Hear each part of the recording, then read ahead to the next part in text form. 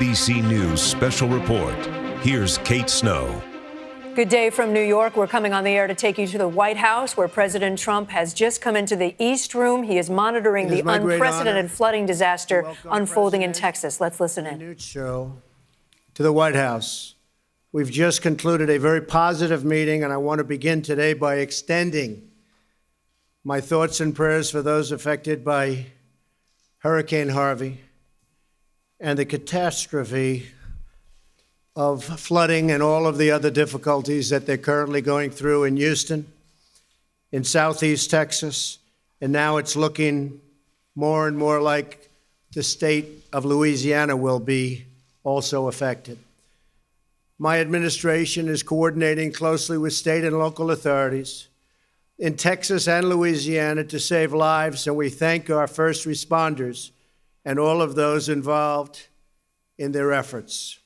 We're working directly with Texas Governor Greg Abbott, who, by the way, is doing a fantastic job, and his entire staff likewise, as well as with Governor John Bel Edwards, who's very much involved in starting the process of Louisiana.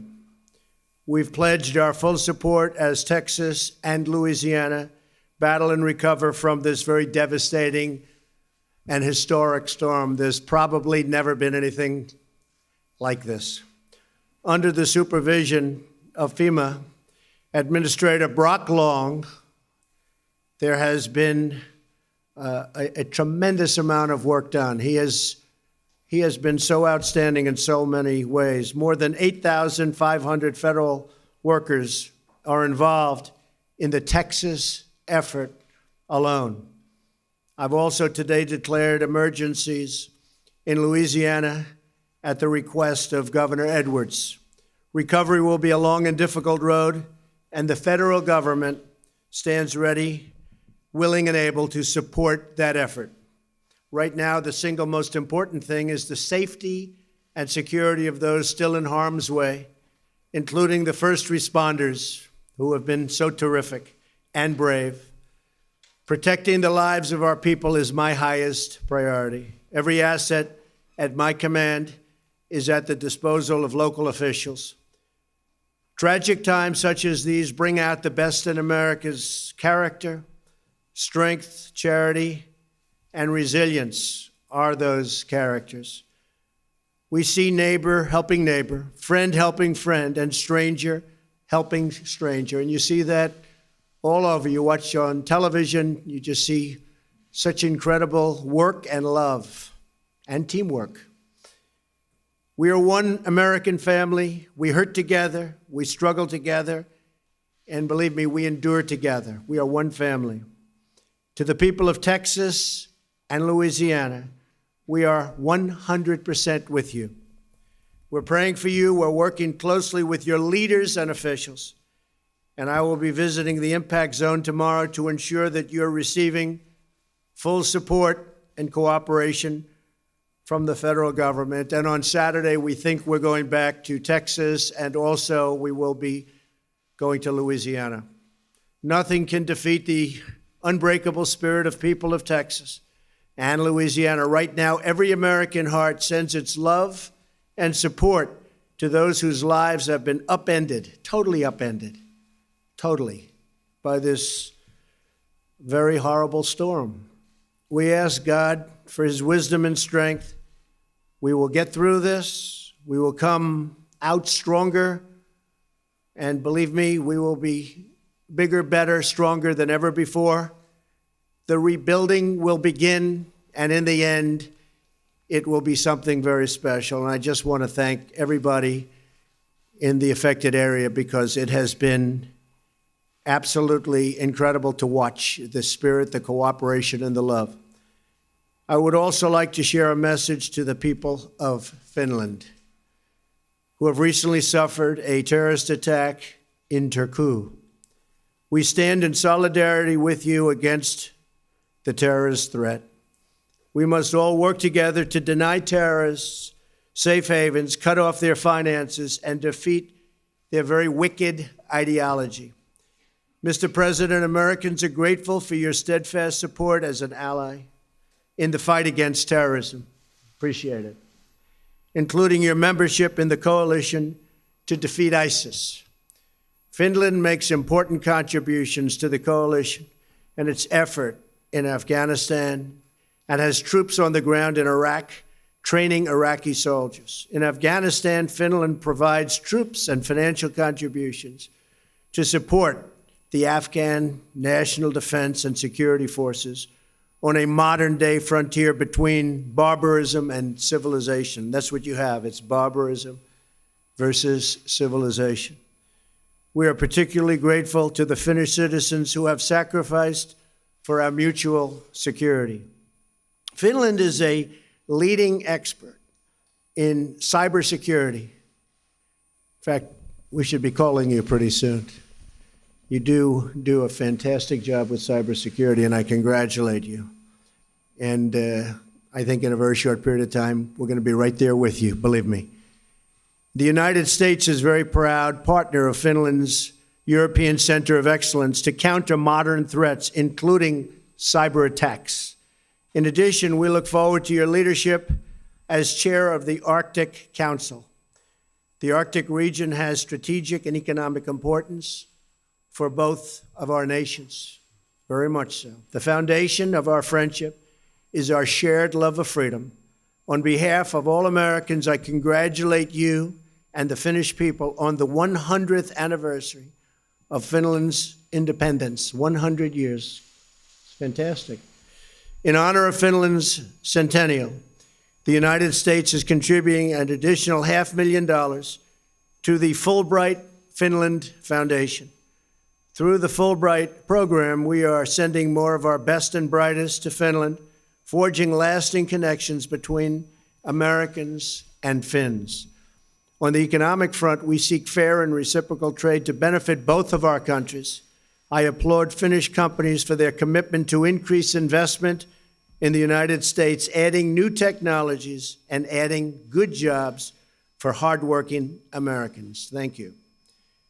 The U.S.-Finnish partnership is rooted in our shared interests and common values.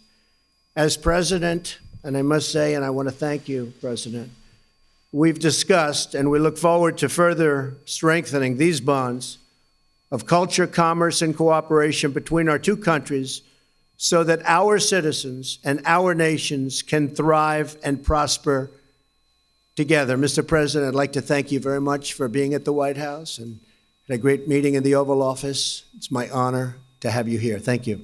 Thank you very much.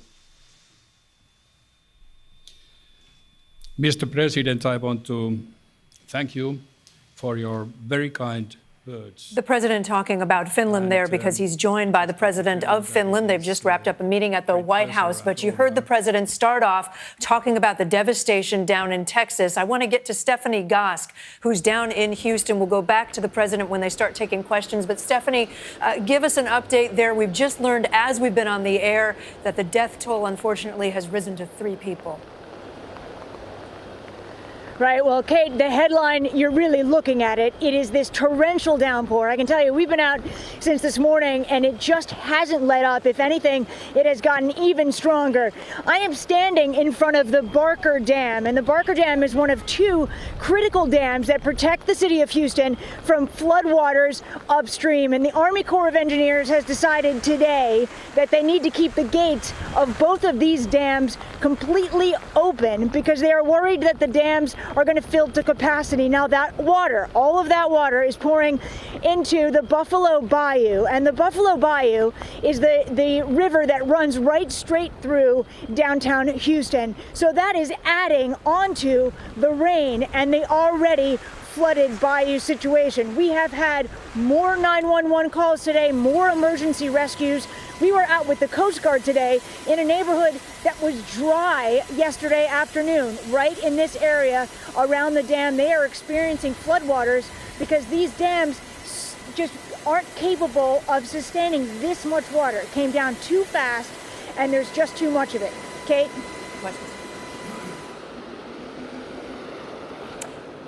Stephanie, the president saying that safety and security of those in the region is the utmost priority. He plans to visit the region tomorrow, he said, and go back again on Saturday. Paint a picture of the rescue operations that are still underway today. It hasn't let up. Yeah, this is still a story that is unfolding. That search and rescue showing no signs of abating. We are not in a recovery period for this area. They are still sustaining these rains. You have a lot of different agencies on the ground here. You have local, you have state, and you have federal. We mentioned that we were with the Coast Guard.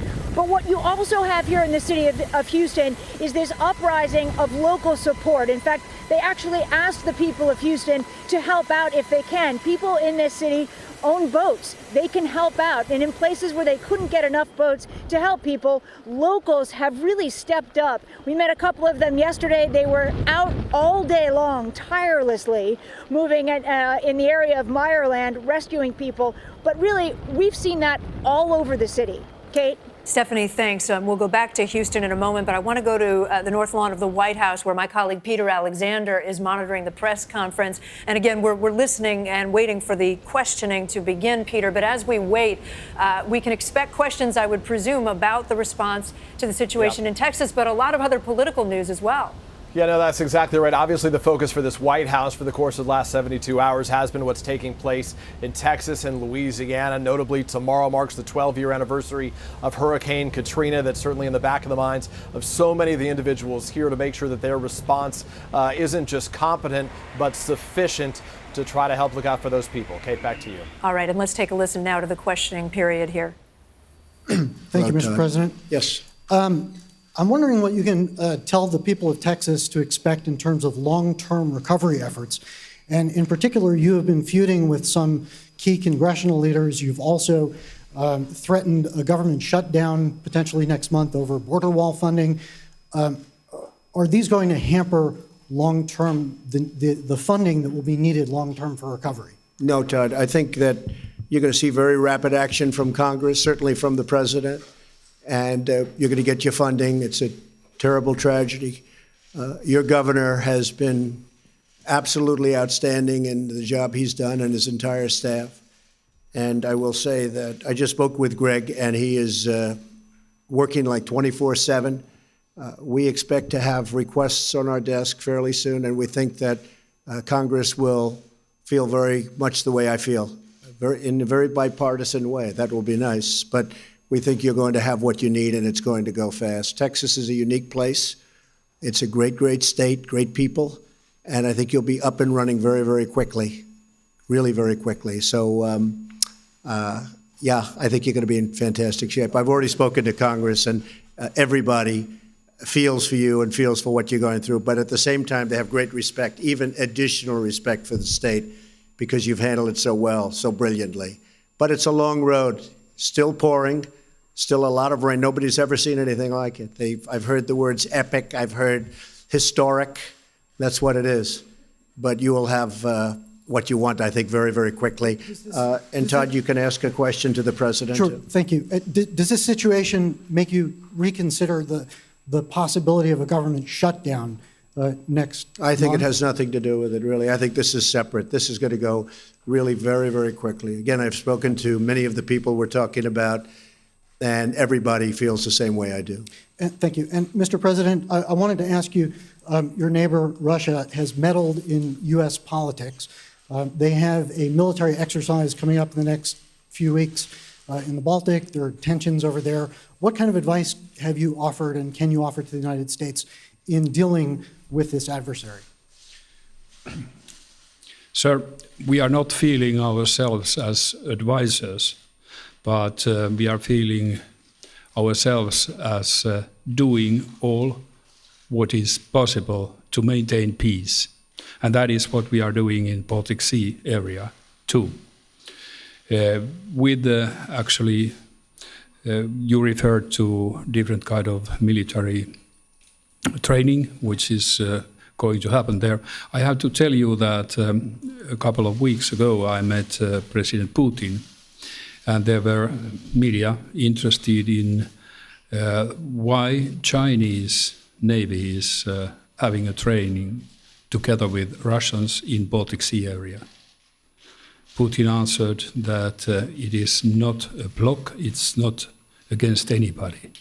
My answer was that we are also training in Baltic Sea with the United States and Sweden, and it is not a bloc, it's not against anybody.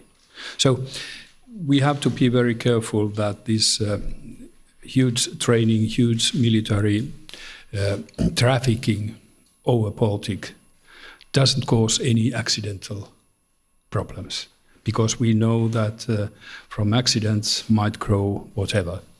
And that is why I think it's important that we continue to work with NATO to enhance, like I said, dialogue between Russia and NATO. And it is going forward. You have a question?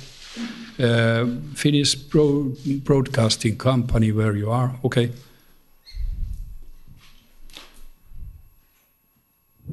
Thank you, Mr. President. I have a question to President Trump, if I may. As President Niinistö told, he's been raising the issue about the security situation in the Baltic region and the Baltic Sea specifically, and has been concerned about the Russian planes flying there without transponders on. So my question to you, Mr. President, would be, Mr. Trump, would you consider Russia as a security threat? Thank you. Well, I consider many countries as a security threat, unfortunately, when you look at what's going on in the world today. As you know, a few weeks ago, our great Vice President, Mike Pence, who's right here, was in the region and spent quite a bit of time there. We consider that a very, very important part of the world. We have great relationships there. We have a great relationship with Finland. And so I would consider many countries threats, but these are all threats that we'll be able to handle if we have to. Hopefully we won't have to handle them, but if we do, we will handle them. Can I have a follow-up, as he had also? So if the situation in the Baltic were to escalate, what would the US be ready to do in that unfortunate circumstances? Well, we are very protective of that region. That's all I can say. We are very, very protective. We have great friends there, great relationships there. We are extremely protective. Okay. Thank you. Sir.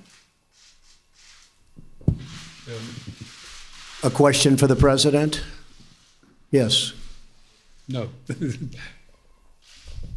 Sometimes. Do you have a question for the President? Do you have a question for the President? It's all right. Somebody else can. You don't have to. Mr. President, Lanne Media from Finland. Okay.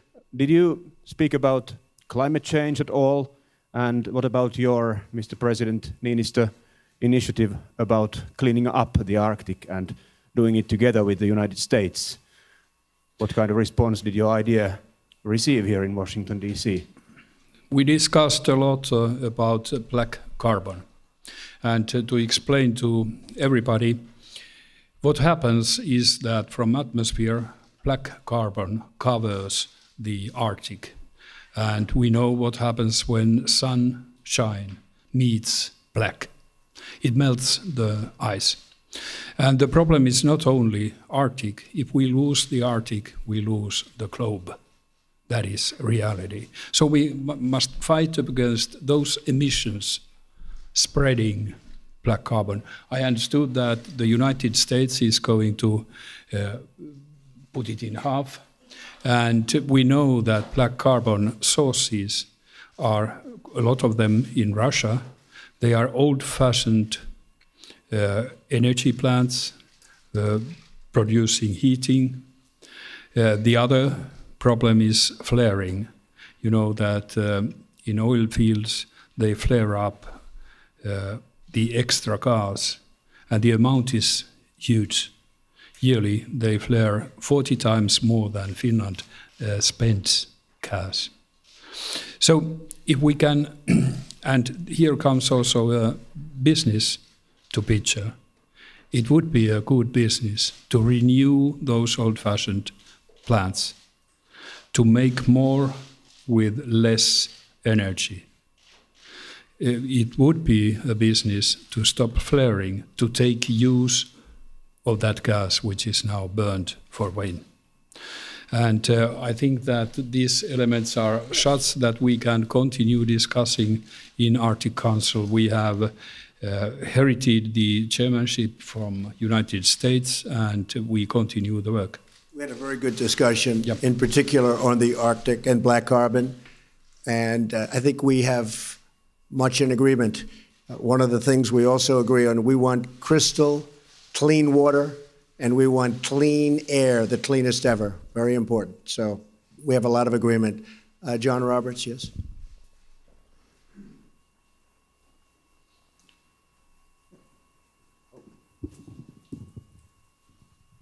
Mr. President, thank you so much. President Niinistö, I have a question for you as well, but if I could start with President Trump. In the middle of Hurricane Harvey hitting on Friday night, you chose to pardon former Sheriff Joe Arpaio. I wonder if you could tell us what was behind your thinking for issuing a pardon for the sheriff, and as well, what do you say to your critics, even some in your own party, who say it was the wrong thing to do? Well, a lot of people think it was the right thing to do, John. And actually, in the middle of a hurricane, even though it was a Friday evening, I assumed the ratings would be far higher than they would be normally. You know, the hurricane was just starting. And I put it out that I had pardoned, as we say, Sheriff Joe. He's done a great job for the people of Arizona. He's very strong on borders, very strong on illegal immigration. He is loved in Arizona. I thought he was treated unbelievably unfairly when they came down with their big decision to go get him right before the election voting started, as you know, and he lost in a fairly close election. He would have won the election, but they just hammered him just before the election. I thought that was a very, very unfair thing to do. When I mentioned him the other night, you saw the massive crowd we had. The people went crazy when I said, what do you think of Sheriff Joe, or something to that effect. The place went absolutely crazy when I was in Arizona last week. And as far as pardons are concerned, I actually did this just before the meeting because I assumed that somebody would ask me the question. I didn't know it would be you, as you can attest. You didn't even know you were going to be called. But I thought I would. And, you know, Sheriff Joe is a great veteran of the military, great law enforcement person, somebody that's won many, many elections in the state of Arizona. But I wanted to look at some of the other people that were pardoned over the years.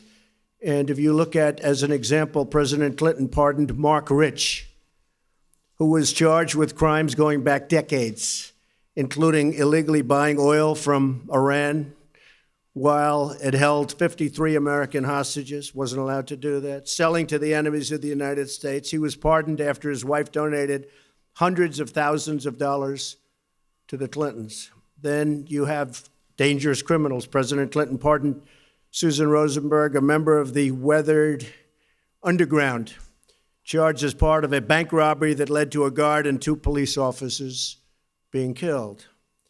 Drug dealers.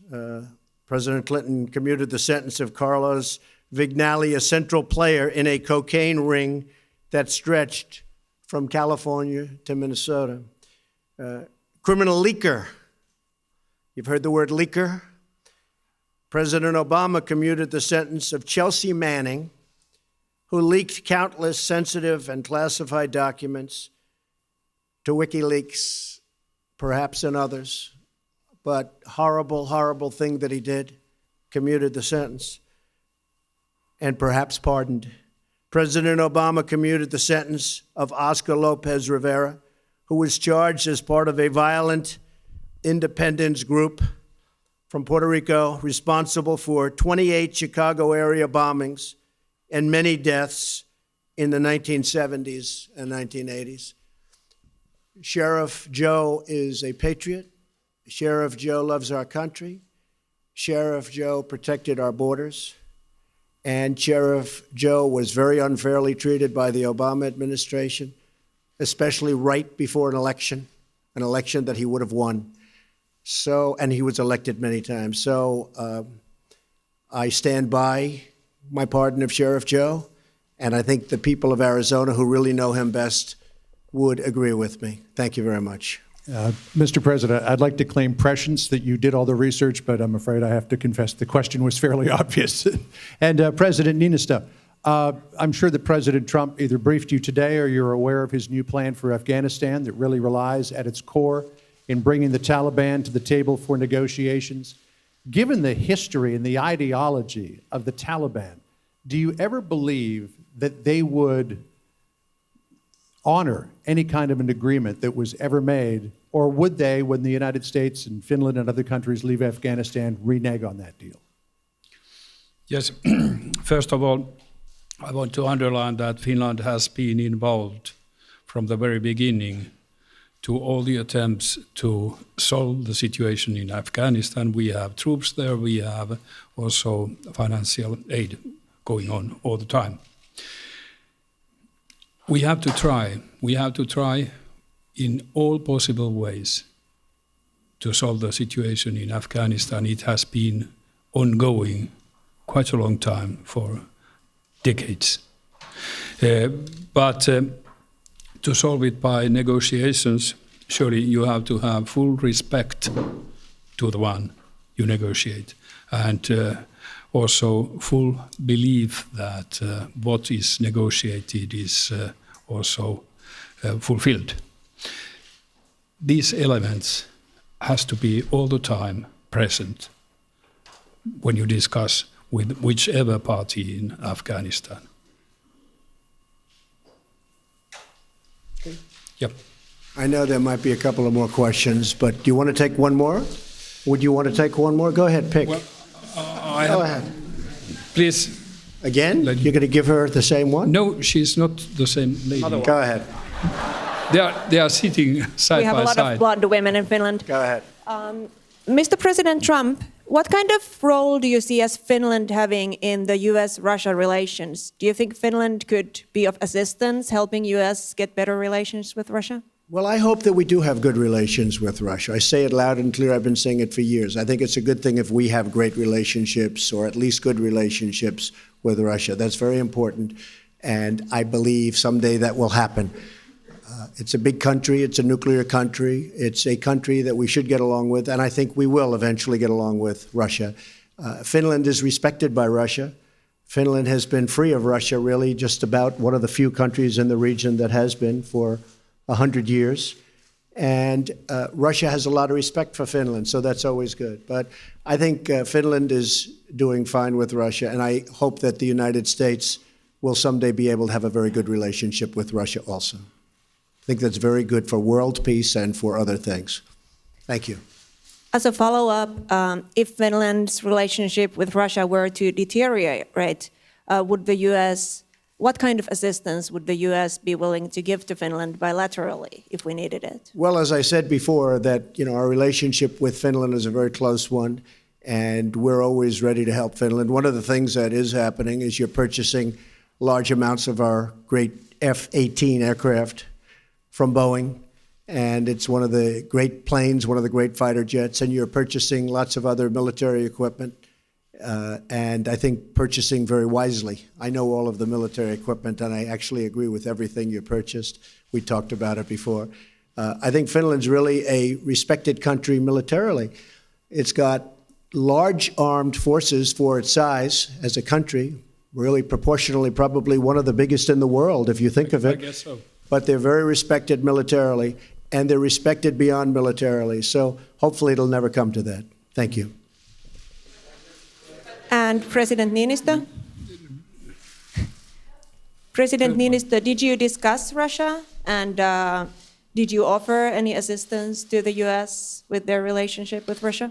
Well, like I said earlier on, we did discuss about Russia, but actually, I don't feel myself or Finland being any advisor to anybody, but we try to do our best, and hopefully we get also results from that. I want to remind you that in NATO meeting a year ago, approximately, it was stated by all NATO countries that with Russia you have to be deterrents, but you have to exercise dialogue too. These two-way elements have to be there. Yeah, go ahead. Thank you, Mr. President. Trey Inks with One America News. In the aftermath of Hurricane Harvey, do you believe that cutting FEMA's budget is the right thing to do? No, I think what's going to happen is the FEMA money is relatively small compared to the rebuilding money. So FEMA right now, we have the money necessary for Texas and Louisiana if we need, but the real number, which will be many billions of dollars, will go through Congress. I think it'll happen very quickly. It'll go very fast. And I want to congratulate you on the network. It's a great network. Thank you. If I may follow up on one other question from Yes. earlier. The southern border wall, is your plan still to have Mexico pay for the wall? Yes, it will. One way or the other, Mexico is going to pay for the wall. That's right. It sir- may be through reimbursement, but one way or the other, Mexico will pay for the wall. We're right now negotiating NAFTA. In my opinion, Mexico's been very difficult, as they should be. Why wouldn't they be? They had a sweetheart deal for so many years. It's one of the great deals of all time for them, one of the worst trade deals ever signed. I guarantee you, Mr. President, Finland would never have signed NAFTA with Russia or whoever you wanted to. This is not a deal that you would want to sign. This is not a deal that Finland would know about. NAFTA is one of the worst trade deals ever signed at any time, anywhere in the world. And I can understand why Mexico is being difficult, because why wouldn't they be? They've had it their way. But no, Mexico will pay for the wall. It may be through reimbursement. We need the wall very badly. As you know, Mexico has a tremendous crime problem, tremendous, one of the number 2 or 3 in the world. And that's another reason we need it. And just to add on, tremendous drugs are pouring into the United States at levels that nobody's ever seen before. This happened over the last 3 to 4 years in particular. The wall will stop much of the drugs from pouring into this country and poisoning our youth. So we need the wall. It's imperative. We may fund it through the United States, but ultimately, Mexico will pay for the wall. If I may follow up, on Tuesday you said if we have to close down our government, we are building that wall. Well, I hope Mexico that's is not paying necessary. For the wall, why would let we me just close tell down you. our government? Yeah, I hope that's not necessary. If it's necessary, we'll have to see. But I hope it's not necessary. The wall is needed from the standpoint of security. The wall is needed from the standpoint of the drug scourge, what's coming through and through that area, through the areas that we're talking about. As you know, I have General Kelly here. We stopped traffic coming through 78%. It's going to be, I think, 81% this quarter, which is a record. In other administrations, if they stopped it just a little bit, like 1 or 2 or 3%, they considered that a great thing. We're up to almost 80%. We'll soon be over 80%. But you need the wall to do the rest, and you need the wall for the drugs. The drugs are a tremendous problem. The wall will greatly help with the drug problem, and ultimately that's a good thing for Mexico also. We have a very good relationship with Mexico, but I will say that dealing with them, I've always said, I've talked about NAFTA, you've heard me many times, and I've said that we will either terminate it or renegotiate it. We're in the process of renegotiating right now, renegotiating the deal. I believe that you will probably have to at least start the termination process before a fair deal can be arrived at, because it's been a one-sided deal. And this includes Canada, by the way. Great respect for Canada, great love for Canada. But it's been a one-sided deal for Canada and for Mexico. And the United States workers, all of these incredible people who have lost their jobs because of NAFTA, they're not going to be suffering any longer. It's been unfair for too long.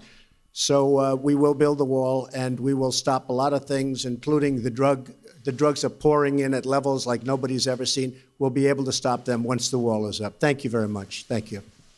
Thank you, everybody. Thank you. Thank you. President Trump wrapping up a joint news conference with the president of Finland, touching on a few different subjects there. At the end, he was asked about Mexico and his plans for a border wall, saying he hopes a government shutdown isn't necessary, but will insist on building that wall. Also defending his pardon, which happened on Friday night, of the controversial former sheriff of Maricopa County in Arizona, Sheriff Joe Arpaio. Let me go to Hallie Jackson, who's been listening along in the room. Yeah. Hallie, the president seemed very ready for that question. In fact, he went back to citing other instances of pardons in the past.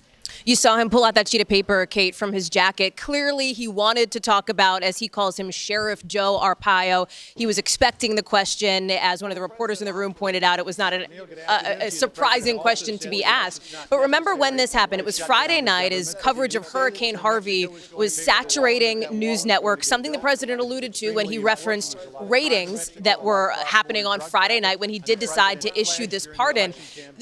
Joe Arpaio is a controversial figure, not just just in Arizona, Kate, but nationally as well. And his pardon certainly raised eyebrows with people. You heard the president also get a couple of questions here about the U.S. relationship with Russia, given the Finnish relationship with Russia. As you noted, he was standing alongside the president of Finland. The president declined to specifically name Russia as a threat. He said many countries are threats, and we will do what we can, and I'm paraphrasing here, to try to combat those threats. It was, all in all, Kate, a fairly newsy, as we say, press conference. Typically, these things are what they call 2 and 2s. 2 questions from U.S. media, 2 questions from foreign media. This one was a little bit different, a little bit unexpected. You heard the president take more questions than we thought, but certainly some news coming out of it, Kate. All right, Hallie Jackson at the White House. And let me get down to Houston again. That's where our Lester Holt is. He'll be anchoring nightly news from there again tonight. He's alongside meteorologist Dylan Dreyer.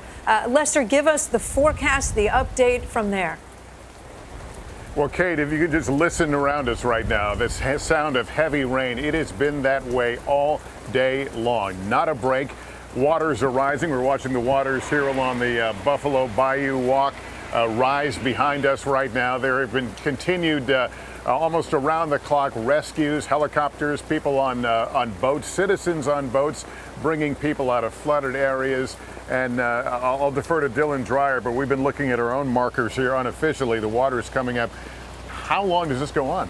Unfortunately, the possibility of rain this heavy could go on through Wednesday morning. So we've certainly been seeing the rain come down very, very hard. These tropical downpours as the moisture streams in off the Gulf of Mexico. The storm itself is moving back out over the Gulf of Mexico just enough to reinforce it and keep its strength going as a tropical storm. So we are still looking at those random wind gusts, and we're also looking at an additional 10 to 15 inches of rain on top of the 2 to 3 feet of rain already on the ground. So I was just chatting with you saying, how much more rain can this area handle? Where does it go? And unfortunately, it goes into the bayous, it goes into the rivers, and even when the rain finally stops, as we go into next week, those rivers will overflow their banks and the flooding threat continues. And I should note, driving around today, you never know where the floods are going to be. You're on a freeway and suddenly it comes to a stop. Very dangerous conditions here.